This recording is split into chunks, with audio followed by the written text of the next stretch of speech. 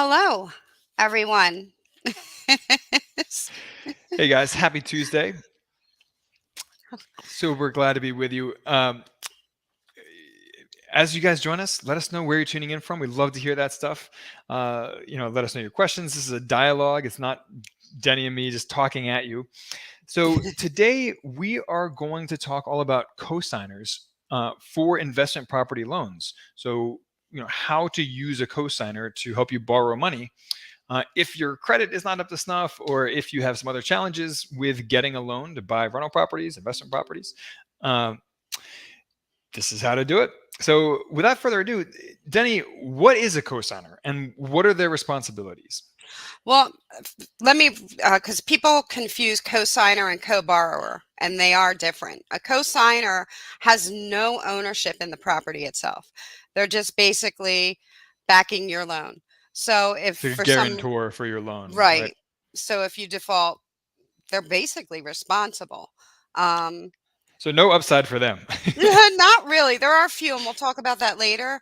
But yeah, and it's usually it's a very close family member or a friend or something like that. Right, because Very they're doing you a rarely, favor, basically. right? It's Yeah, not like you're going to go out and look for an investor cosigner. It doesn't work right. that way. But it is a good way for maybe somebody who is entering with little to no credit. Um, Uh, it's a little harder to get cosigners when you have bad credit. It tends to be a little easier if you have a little bit of a lower income amount, like, than they ordinarily would use. But if you have iffy credit, they can also help. But if you have super bad credit, most banks are still not going to allow you to use a cosigner. And frankly, most cosigners aren't going to. Unfortunately, they're not gonna say, "Sure, I'll take the chance." But even if you have bad credit, uh, would a bank, and let's say you lined up a cosigner with excellent credit, would a Mhm. bank lend to you?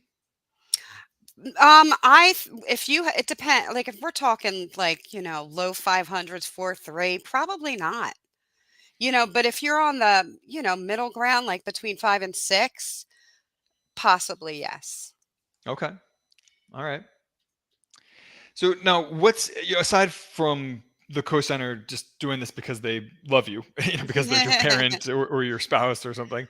Uh, why why would a cosigner do this for you? Well, I mean, you don't have any financial investment. There's no payment, hopefully.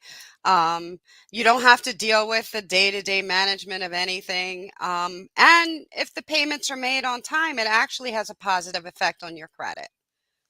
For So, conventional mortgages that report on your credit, not right. for portfolio lenders who don't No, report on your no, no, credit. no, no, Right. no. Right. Okay. Well, that all makes sense.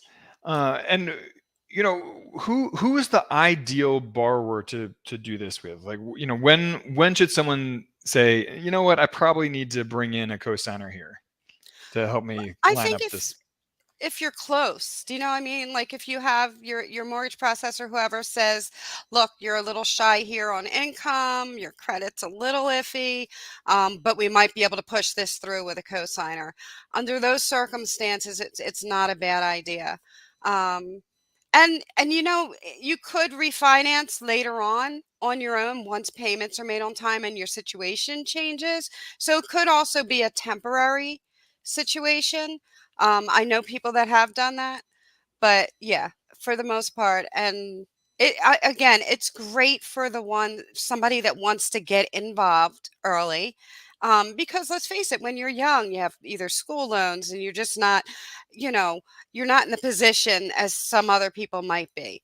So it's a good way to still be able to invest in real estate, get a portfolio started, and get it going. Yeah, so that's how I've seen people use cosigners in the past to get started with real estate investing. Typically younger borrowers, people in Mhm. their 20s, maybe their 30s, um, who either don't have much credit yet, or maybe they made some mistakes with their credit, but they have parents who are willing to take the risk with them and Right. co-sign the loan on their behalf. Maybe an older sibling who's willing to do that on their behalf. It's also great for house hacking. People who are looking to buy, say, a multifamily property, move into one unit, rent out the other units. Um, Mhm. one of the advantages to doing that is that you can use the future rents from the other units to help you qualify on income. But sometimes that still isn't quite enough to get you over the hump on Right. your debt to income ratio. So you can use a cosigner to help with that, to help you qualify on income to house hack a multifamily property. So I've seen people use cosigners successfully there as Mhm. well. Um, And that's probably one of the most popular scenarios for this. Um, but obviously there are others as well. And it's good to know that a lot of your loan processors and whatnot, they're gonna want to know the relationship. So it's not like you're gonna just, call some whatever, maybe you have a side deal or something with them or whatever, and then they can co-sign. For a lot of banks are very tough on that. There would have to be some type of an existing relationship. so, I mean, is it restricted to family members, or can friends co-sign for you? I mean, how does that work? I think depending on, again, on the lender and their underwriters, processors, whatnot, it could probably be a friend, but you probably would have to maybe exhibit to them where this relationship started and all of that. Yeah, and sometimes mortgage lenders will require a letter of certification from people like cosigners. From if someone gives you a gift to help you with your down payment, Oh yeah. they'll require a letter certifying that it is a gift. It doesn't have to be repaid. It's not a loan.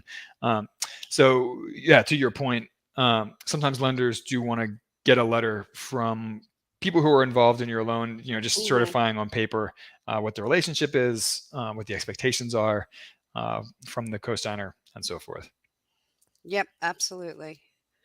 Yeah, I mean, look, it's not like you're gonna go out and buy a 30-unit, multi-unit building on your With a first co-signer. try and then try it with a cosigner. So Yeah. we're looking when you're first getting in. Not that it couldn't happen that way, but chances are not.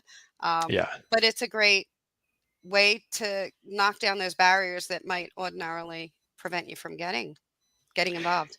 Yeah, because it's something that you and I talk about all the time. There are some barriers to entry with real estate investing. From the down payment to credit requirements, Hmm. income requirements. Um, so, like you said, using a cosigner is a great way to get over that hump and break through that barrier to entry for new investors. By the way, we did add a link in the comments to where you can compare lenders who specialize in working with real estate investors. You can compare some terms there, loan terms. Denny, is there anything else that people need to know about borrowing money with a cosigner to buy investment properties? Well, just make sure that you know that if something happens and you have a close relationship with this person, it could potentially, mess that up as well. So you want to You make mean if sure you that, default on your payments and the other person yeah, gets stuck holding the bag? pretty much, pretty much, Yeah, then that's pretty tough. So you want to make sure that the relationship is strong and that you are committed to the process. absolutely. All right. That's all for today. Quick, simple, you know, great way to get started though with real estate investing. So on that note, we will see you guys next week. Stay in touch. Let us know what you want to hear about. Support at sparkrental.com. Danny and I read all those emails, and we will catch you on the flip side. Absolutely. Have a great day, guys.